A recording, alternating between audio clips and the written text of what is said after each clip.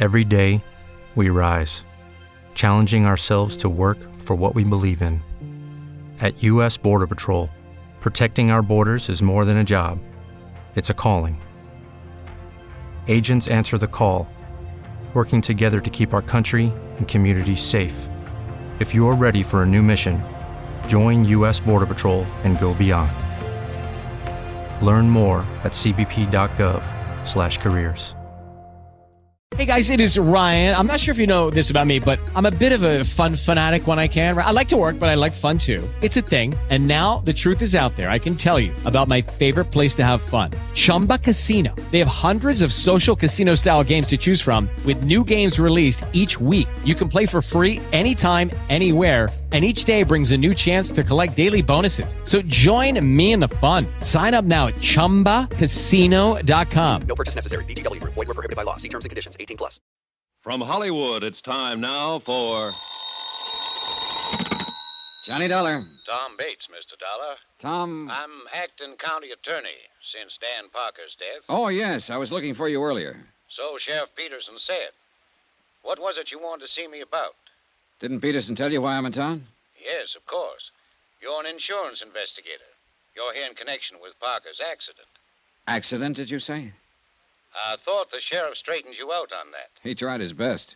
Well, I'm afraid I can't tell you any more. Mr. Bates, are you in your office at the moment? Yes, I am. Stay there, then. I'll be right over.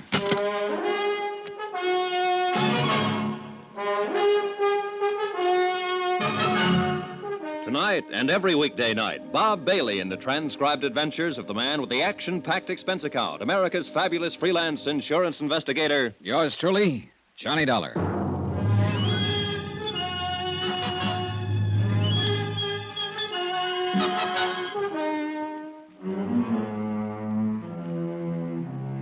From Special Investigator Johnny Dollar, location Green Pass, Virginia, to the Home Office, Surety Mutual Insurance Limited, Hartford, Connecticut.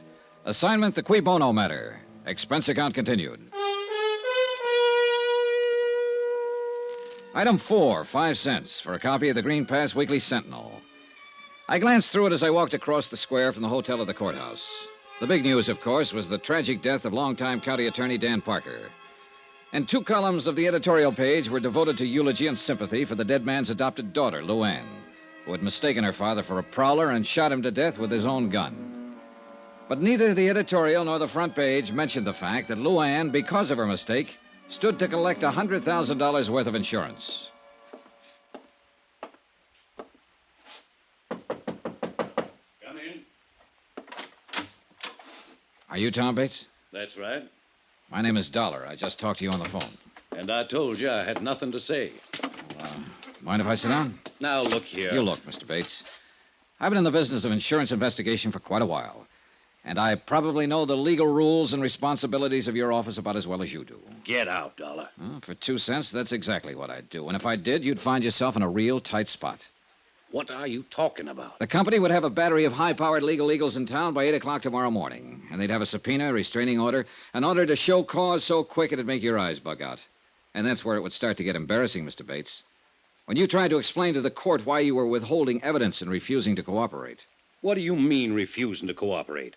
I haven't refused a thing. It sounded that way to me. I don't care how it sounded. Look, I know what you're up to. Peterson told me why you're here. Oh? You're out to muddy this thing up. You're trying to pin something on Miss Parker so you can get out of paying the insurance claim. And subpoena or no subpoena, you'll get no help from my office on a crooked deal like that. Any reason for you to think something could be pinned on her, Mr. Bates? Of course there's no reason. You saw the transcript of the coroner's inquiry, didn't you? I did. Well, did you find one single hint of suspicion anywhere in it? No. Not much of anything else, for that matter. Are you always as gentle with your witnesses as you were with Miss Parker? The girl was half out of her mind with grief, on the verge of a breakdown. We got the facts. What more do you want? Maybe we should have thrown her in jail, beat her up with a rubber hose, starved her till she thought of something to confess. Is that the way you'd have done it? Oh, relax, Mr. Bates. You're not in a courtroom. No, and by heaven, I'm not going to be. Not on this case. Because there's no reason. How long have you been in love with the Parker girl? Ever since I... What difference that make? It might help to account for your attitude about this. What is it you're thinking? That I'm helping her get away with something? Covering something up for her? Or that all of us are, maybe? Everybody at the inquest. Well, it wouldn't surprise me too much, the way this whole town gets up on its high horse the minute you ask a simple question about the girl. Well, what do you expect when you go around insinuating Insinuating nothing, Mr. Bates. I haven't accused Miss Parker of a thing. I have no reason to. And regardless of what you think or Sheriff Peterson thinks, I didn't come here to frame her, to pin something on her. I want just one thing. The complete, detailed story of Dan Parker's death, and I'm going to get it one way or another. Well, nobody's trying to prevent you. I'm glad to hear it. Then how about some cooperation? What do you want to know? How long have you been Mr. Parker's assistant? Almost 3 years. And now you automatically become county attorney, is that it? Yes, until the next general election. Do you intend to run for the office at that time? Possibly. I don't see How did you and Parker get along? Fine. Why? Well, did he approve of your interest in his daughter? Well, he certainly preferred me to, well, anybody else in the running. Who else is in the running? Nobody, actually. Are you engaged to her? Not officially. She doesn't think she's quite ready to settle down. Uh-huh. But if she had been ready, you think Mr. Parker would have welcomed you as a son-in-law, huh? I think so. I didn't kill him, Mr. Dollar. Ever have any arguments with him? No, none of any importance. Who were his enemies, Mr. Bates? He didn't have any. A county attorney without a single enemy? That's a little remarkable, don't you think? That was the type of man he was. He'd usually let sleeping dogs lie, easy going. Too much so, maybe. That was half the... Half the reason the two of you argued? Is that what you started to say? There were times when he should have gotten tough, or at least let me do it. Well, you'll have your chance now. And I'm going to take advantage of it. In one case, at least. Oh, what case is that? The Happy Hollow Roadhouse. That place should have been closed 2 years ago. But Mr. Parker wouldn't hear of it. And the sheriff wouldn't touch it without Parker's okay. Who runs it? A dirty little... His name's Sammy Drake. A cheap 30-cent crook. Why should the place be closed, Mr. Bates? Because it's a menace to the community. Drake's got everything going out there, wide open. He ought to be run out of town. And before the month's up, he will be. Was Drake a friend of Mr. Parker's? Hardly. Is Miss Parker acquainted with him? She knows him, of course. In a town this small, everybody knows everybody else. Doesn't mean anything. I see. You see what? What are you driving at, anyway? The complete, detailed story, that's all. Fine. But what bearing does this stuff have on the story? Oh, none, probably. The sheriff tells me Miss Parker is a dead shot with a pistol. Do you know if that's true? Absolutely. She can outshoot me any day of the week, along with most of the other men in the county. That's one of the ironies of the thing. It was her own father who taught her to shoot. Was she given a paraffin test the night of the accident to determine whether she'd fired a gun? Of course not. In the first place, we're not set up for it. And in the second place, there was no doubt but what she had. The housekeeper heard the shots and ran out in the hall and saw her standing there with a gun in her hand. And she admits she fired him. What more do you want? I guess that ought to satisfy any reasonable person. Well, thanks a lot for your cooperation, Mr. Bates. You're welcome. And I'll frankly admit I don't have the slightest idea what line of thought it is you're trying to follow. It's the same one I've been following ever since I left Hartford. Do you know the Latin phrase, cui bono? Sure. Means who benefits. It was an old principle of Roman law. And it's still a good one. Who benefits here? Well, Luann Parker, of course, to the tune of $100,000. But maybe she's not the only one. There are different ways of benefiting, you know. It still comes back to the same thing. She's the one who mistook her father for a prowler that night. She's the one who pulled the trigger and fired the shots that killed him. Apparently so. But it's possible that somebody might have used her, Mr. Bates.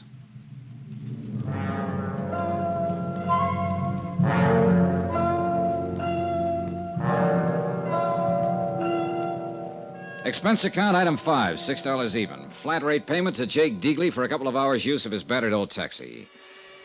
I stopped at the telephone office and I talked with the supervisor. I talked with the editor of the local paper and with a waitress who'd gone to school with Luann Parker, with a boy in a service station who dated her in high school.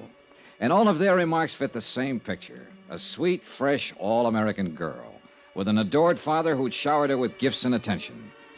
And now her own personal tragedy was the town's public one, and they all wept for her. Not a fact out of line. So finally I decided I'd filled in the background enough for the moment, and it was high time I met the little princess face to face.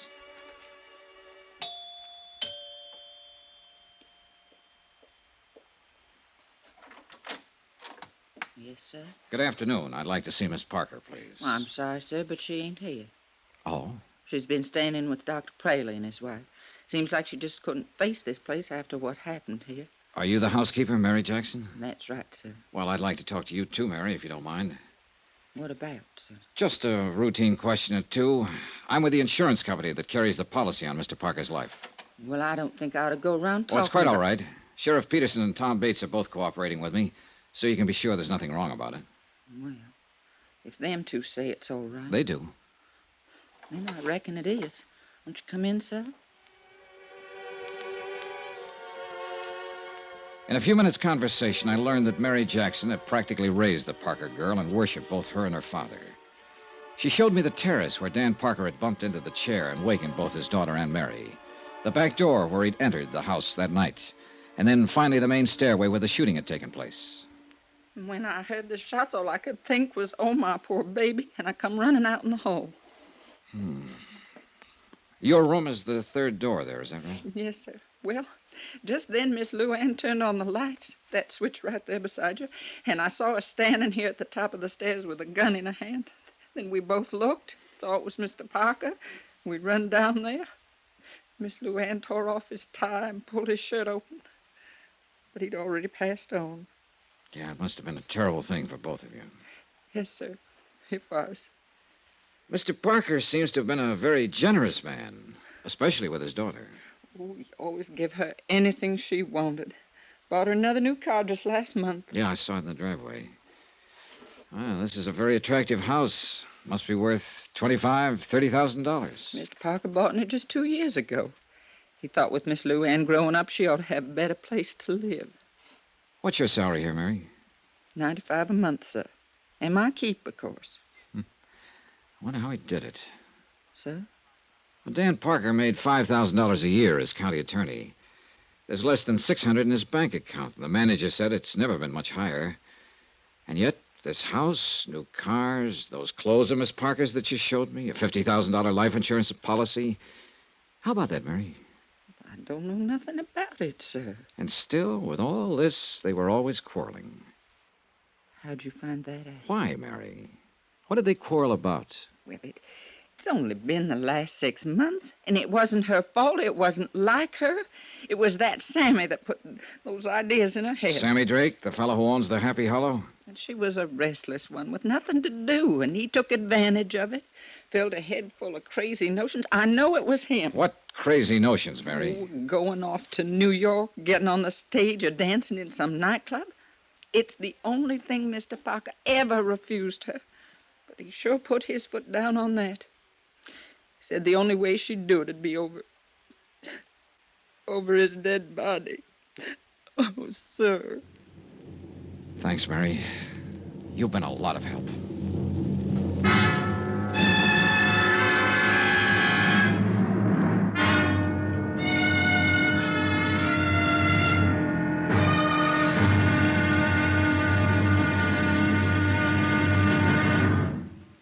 Now, here's our star to tell you about tomorrow's intriguing episode of this week's story. Tomorrow, the net tightens. A rat runs for cover.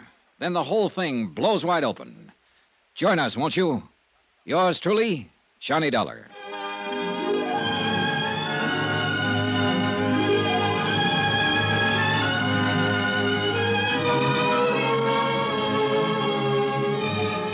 Yours truly, Johnny Dollar, starring Bob Bailey, is transcribed in Hollywood.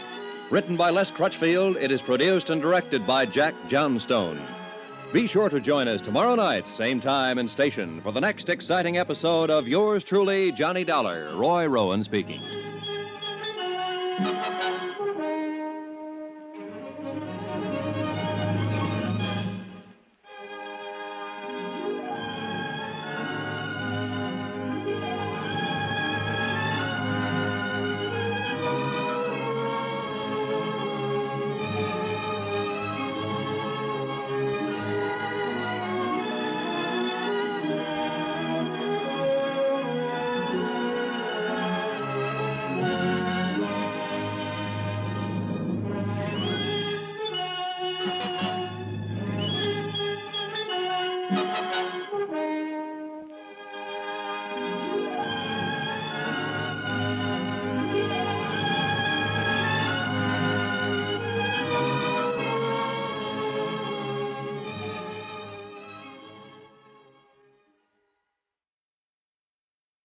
It is Ryan here, and I have a question for you. What do you do when you win?